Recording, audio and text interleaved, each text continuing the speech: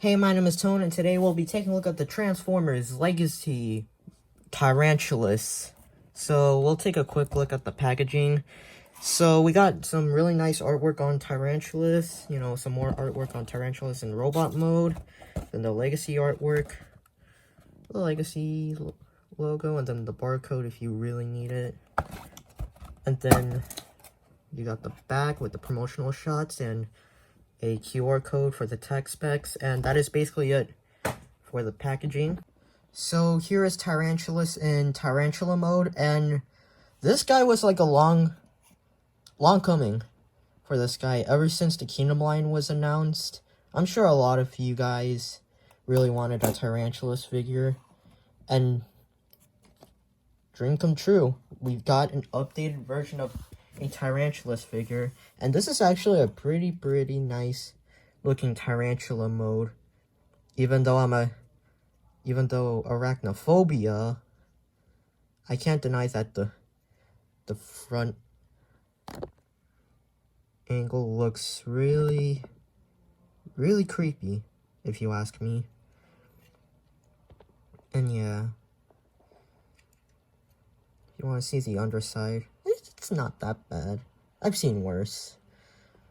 And then the hands, or robot hands, I think they're supposed to be the arms. I don't know.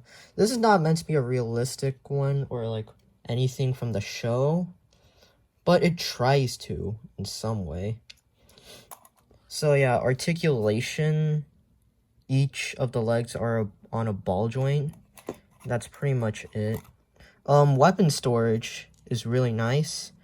Got like the anchor shot and this chainsaw, which is more of a reference to the Transmetal Tarantulas more than the Season 1 incarnation, if you ask me. But yeah. And yeah, Tarantulas is definitely one of my favorite Predacons, along with Scorponok. So having this guy in hand is really good. And being the first Tarantulas in the collection. Hope we get that reissue at some point. Moving on to comparisons, here we have Netflix Optimus Prime, Primal, and then Core Shockwave, which is it worth making a review for this guy, just standalone?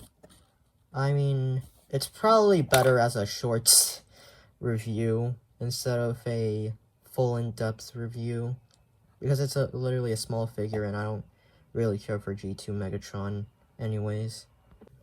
Now, Tarantula mode is really great. And the robot mode actually really shines this figure. And why don't we just start transforming this guy? Alright, first off, let's just remove the weapons from this guy. And then we'll start with untabbing the legs. And then you want to pull the robot legs out, just like so. And then I believe you want to untab this part, which is going to be the back, and then hinge that. Then I believe you want to reveal the robot head, and then the tarantula head will rest in there. Then yeah, you rotate. Then you want to tab that in, just like so. And then you want to rotate the arms, just like so. And then you want to rotate the hands, claws. And then you can just angle the tarantula legs. And then there you go, you're pretty much done with robot mode. And here we have the robot mode, and he looks really good. I mean, I forgot to mention that about the texture on this guy. Really nice texture. That's what most of these Beast Wars characters have. It's like this nice texture that it feels like a realistic animal, but like, you know, in the toy form. No, don't know if the back is show accurate, but hey, it's a serviceable back. It's not like the worst back. So, yeah. I don't think he's that solid, unless if he is. Just joints, maybe some joints do feel a little loose, but it's whatever.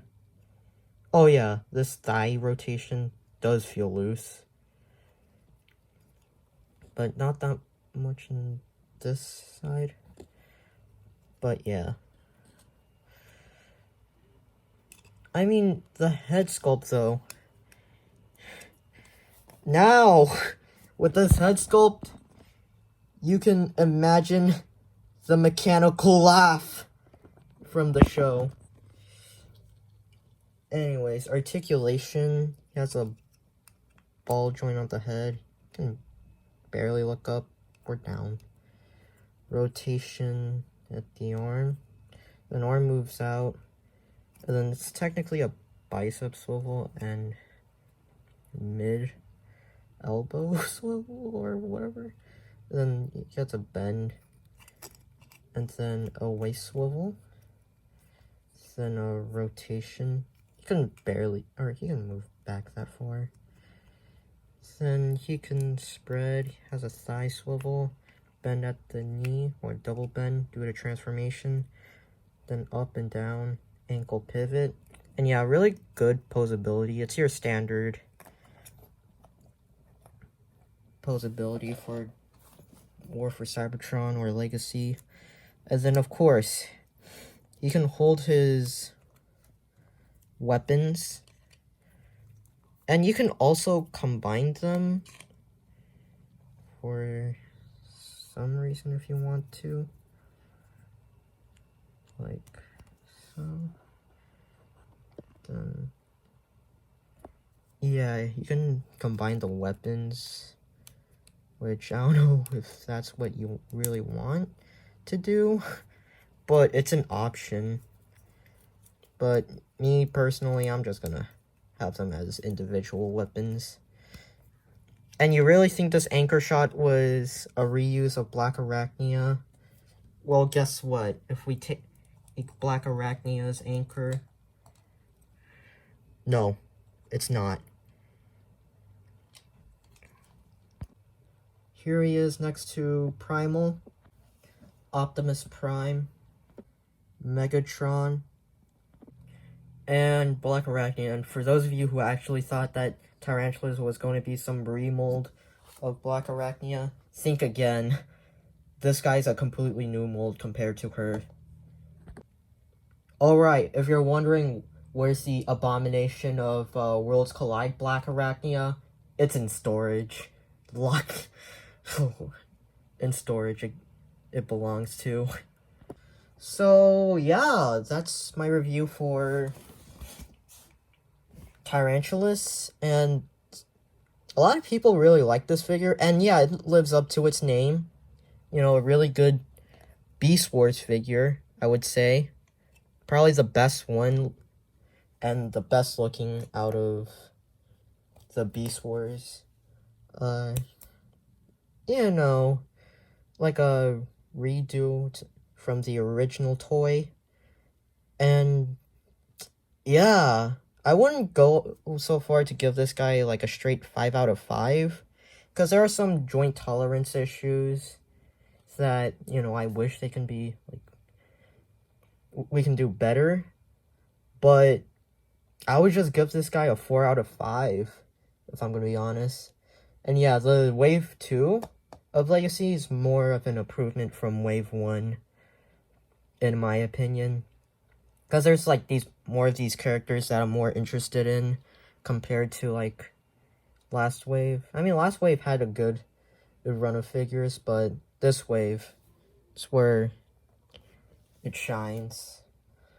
And yeah, like I said, I do wish that we get, like, a reissue of the original toy. It would be nice. But however, if they do, like, a repaint of this guy in toy colors, I'm probably just gonna pass on it. Let's just be honest. Yeah.